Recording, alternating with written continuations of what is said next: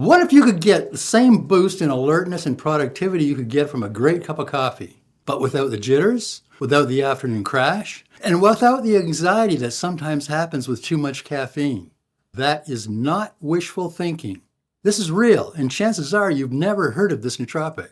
Your own body already makes it every time you drink coffee. It is called paraxanthine, and a growing number of human clinical studies say it may do a better job than caffeine itself. In the next 20 minutes, I'm going to show you what paraxanthine is, how it works in your brain, what the newest research from 2024 and 2025 found, how much to take, and where you can buy it. Now don't get me wrong, I love a good cup of coffee and drink a cup every morning. But if you'd like to stop your coffee habit or are looking for a safer alternative with fewer side effects, then paraxanthine may be what you're looking for. And that's next, so stay tuned. Hi, I'm David Toman. I'm the author of 2 books on nootropics, my website Nootropics Expert, and this YouTube channel. And I've been researching and writing about nootropic supplements since 2016. And every time I talk about nootropic supplements, I back those supplements with peer-reviewed clinical studies, and I put the references in the description below or on my website so that you can check my work. Now, quick disclosure before we start. I was on the scientific advisory board of the company that makes a paraxanthine energy drink, which I will tell you about in a few minutes. Are you ready for this? Let's get started. What is paraxanthine? Paraxanthine is a metabolite found in caffeine. A metabolite is simply an intermediate or end product of metabolism. So when you drink coffee, your liver breaks down the caffeine using an enzyme called CYP1A2. About 70 to 80% of that caffeine gets converted into paraxanthine. Now here's the interesting part. A lot of the benefits that you get from coffee, including an alertness boost, better focus, a lift in mood, may not be coming from the caffeine as you thought. Those caffeine benefits could be instead coming from the paraxanthine that your body made out of that caffeine. Caffeine breaks down into 3 compounds: paraxanthine, theobromine, and theophylline. Paraxanthine is about 80% of the total, and it turns out to be the cleanest of the 3. Theophylline is used as a drug for asthma, but it can cause nausea and racing heart and irregular heartbeat. And theobromine, the same compound found in chocolate, is weaker, but still causes headaches, sweating, and can give you the jitters. Paraxanthine, on the other hand, gives you all of those benefits without the negative. But fewer people report how they feel on paraxanthine because scientists have only recently discovered an affordable, faster method of separating paraxanthine from caffeine and offering paraxanthine as a separate compound. How paraxanthine works in your brain. Paraxanthine boosts brain health in several ways, but 2 in particular stand out. First, paraxanthine is a stimulant and a strong one. Caffeine keeps you awake by inhibiting a molecule called adenosine. Adenosine triphosphate, or ATP, is produced in your mitochondria and is your main cellular energy supply. As adenosine is used during your day, it connects to adenosine receptors, eventually making you feel sleepy. But when you block or inhibit these receptors, it helps you stay awake. Paraxanthine blocks those same adenosine receptors, but it inhibits adenosine A1 and A2A receptors more than caffeine does. This means that paraxanthine provides stronger and longer wakefulness compared to caffeine. A research team at Stanford tested this in animals. They compared paraxanthine, caffeine, and the prescription wakefulness drug modafinil. The researchers found that 100 milligrams of paraxanthine was about as effective as 200 milligrams of modafinil for staying awake. But unlike caffeine and modafinil, paraxanthine did not cause a big drop in body temperature or inhibit movement that higher doses of the other 2 did. Their conclusion was that paraxanthine may be a better wake-promoting agent with less anxiety than caffeine. Now keep in mind that this was an animal study, so it's not as conclusive as a human study could show. And the second way that paraxanthine works in your brain is that it protects your brain cells and it supports memory. Paraxanthine protects against loss of synapse function and supports the activity of and helps protect dopamine neurons. A synapse is the tiny gap where one neuron passes a signal to the next. Protecting those connections is exactly what you need for better memory and healthy aging. This also sounds promising for possibly slowing the progression of Parkinson's disease, but it's not yet conclusive. Paraxanthine benefits. Paraxanthine provides many of the same benefits as caffeine, but the research shows that paraxanthine has less abuse potential, and it does not result in the same negative effects caused by too much caffeine or caffeine withdrawal. You may also be less prone to anxiety when using paraxanthine compared to caffeine. The wake-promoting effect of paraxanthine is greater and longer lasting compared to caffeine. Caffeine has a half-life of 2.5 to 4.5 hours, which means it is cleared more quickly from your system compared to paraxanthine. So after 8 to 10 hours of caffeine ingestion, paraxanthine levels exceed caffeine for much longer than that. Paraxanthine is a better option for exercise. When you use caffeine an hour before training, it boosts your endurance.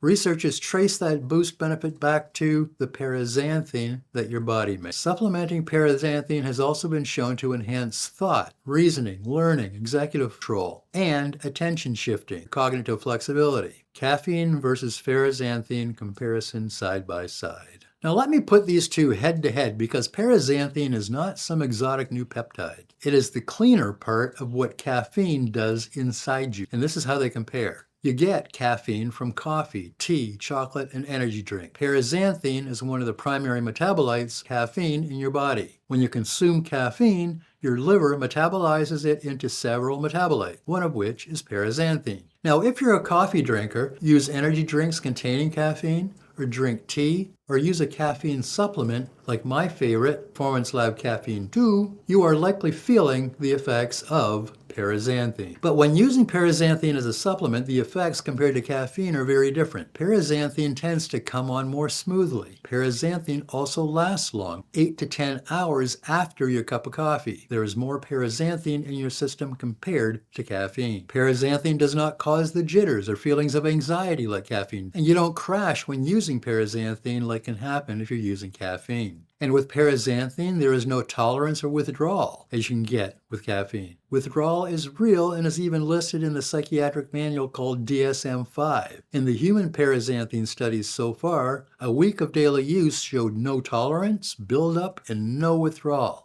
Caffeine also increases blood pressure. In a 2024 study, paraxanthine at 200 milligrams did not increase blood pressure at all. And at the lower dose, heart rate actually dipped a little. And when you do a head-to-head on performance, this is one that surprised me. In the 10-kilometer run study, paraxanthine beat caffeine for reaction time after exercise. And stacking caffeine on top added nothing. So summing it all up, paraxanthine keeps most of what you like about caffeine and drops most of what you do not like about caffeine. Now do me a favor please and stick around for this next part. I know you'll be tempted to click away and watch something else, but YouTube ranks my video better if you just give me another 5 minutes or so. That means more people who are using caffeine right now will find out about this supplement as possibly a better option. And if you haven't already, subscribe to my channel, like this video, and hype it. It doesn't cost you anything, but it tells YouTube to show the videos that you find helpful to more people. And I think that if more people use nootropics,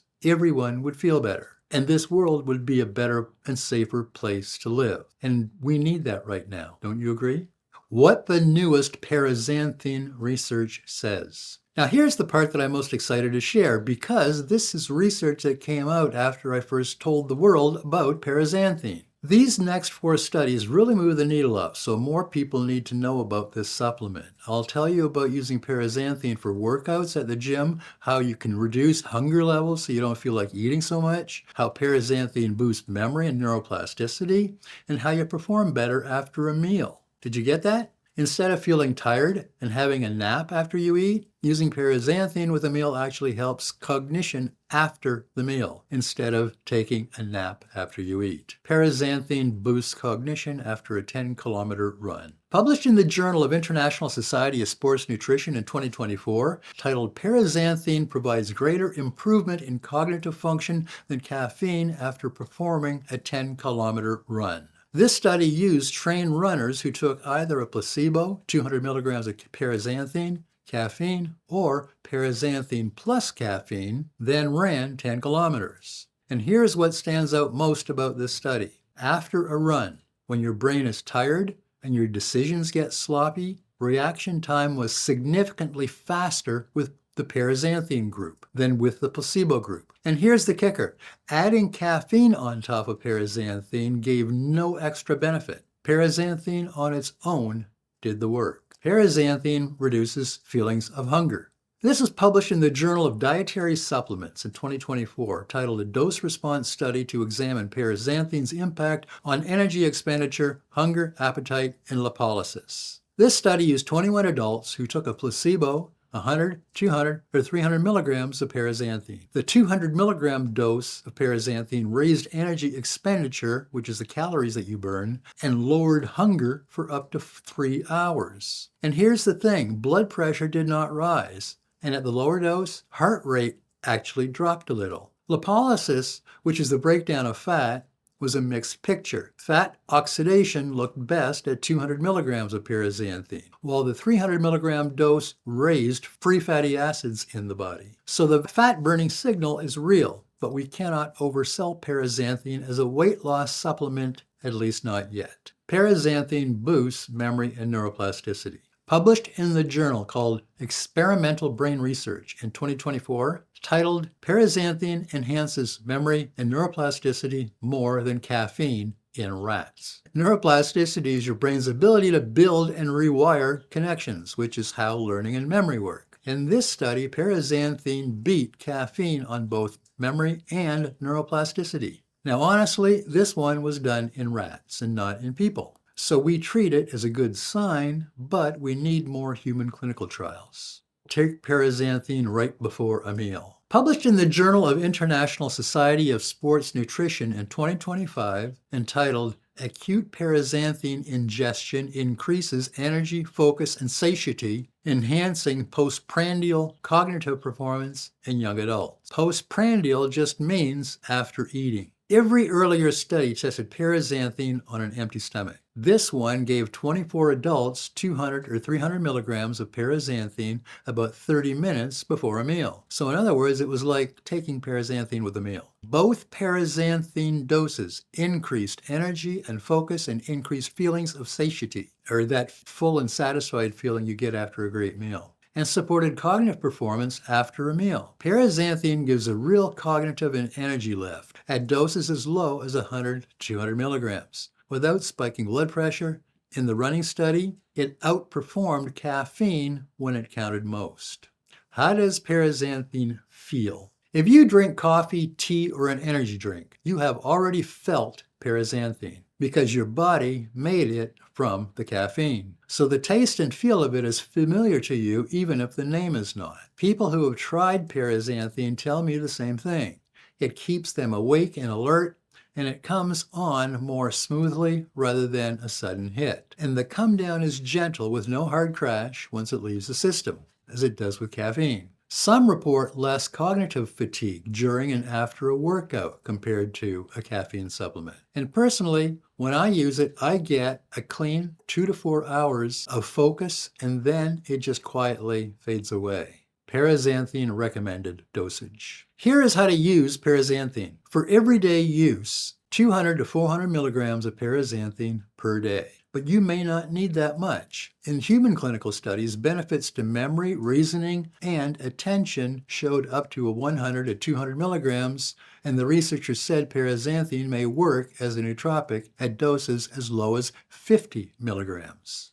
You can split your dose and use paraxanthine twice a day. I would not take paraxanthine late in the day, the same way that you would not use coffee, because it can mess with your sleep. And unlike caffeine, you should not grow tolerant to paraxanthine, and there should not be any withdrawal once you stop using it. That is one of the best things about this supplement. You can still use it like any stimulant, but start with a low dose first to see how you feel. And I mean that. 50 milligrams is not much, but it seems to work. Paraxanthine side effects.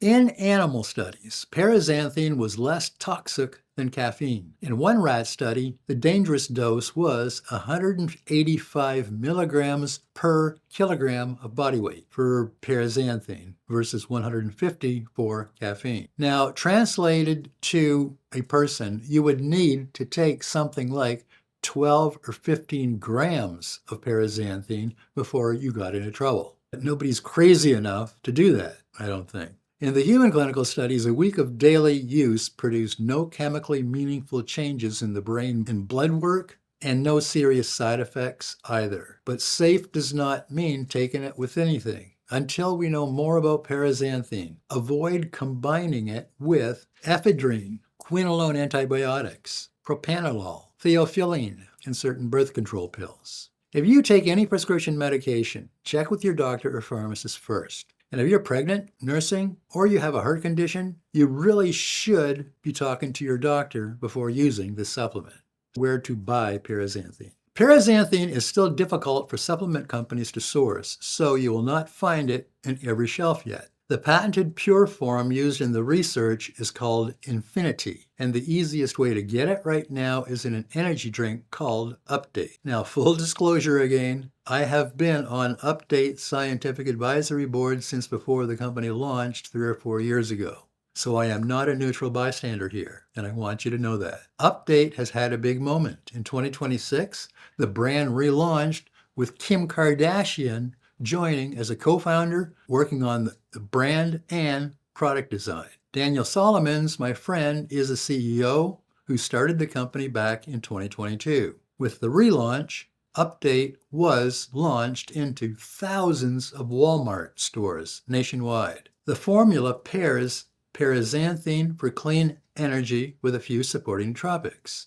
Alpha-GPC, which supports focus and increases acetylcholine, L-theanine, calming amino acid from green tea, and vitamin B12 for energy metabolism. It is 0 sugar and 0 calories. Now, I have used Update, and it gives me a nice clean energy boost for 2 to 4 hours with no crash. 1 can is plenty. The company recommends no more than 1 can per day, and I would follow those recommendations. Nootropics Expert recommendation. I recommend paraxanthine as a supplement. Your body does not make paraxanthine, so you need to get it from a supplement or another source of caffeine. Now, if you are a student pulling long study sessions, an athlete who needs to improve your reaction time and focus late in the game, or you are just someone who loves coffee but hates the jitters and the crash, now this is worth a try.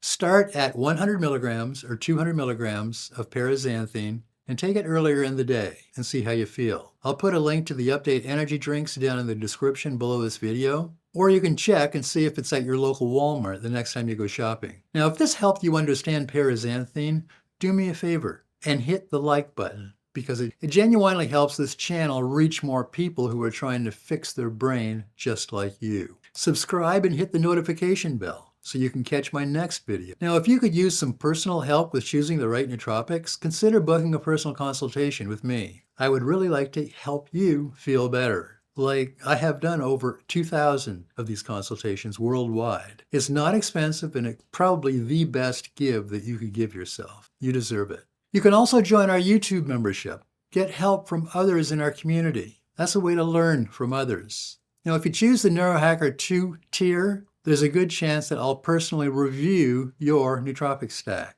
I'll make a video with my suggestions for you improving your stack. I'll post it for you and the members. So join now before you do anything else. The links are in the description below. And if you've tried paraxanthine, tell me in the comments how it felt for you. I read every one of them. I really appreciate your feedback. And if you want to read the full review on paraxanthine, including the clinical study references, please find it on my website, Nootropics Expert. I'll leave a link in the description below this video. It'll take you to my website. And if you haven't seen it yet, I suggest watching my review of spermidine next. I'm David Toman, author of Nootropics Expert, and this is my channel. Thanks for watching. I'll see you soon.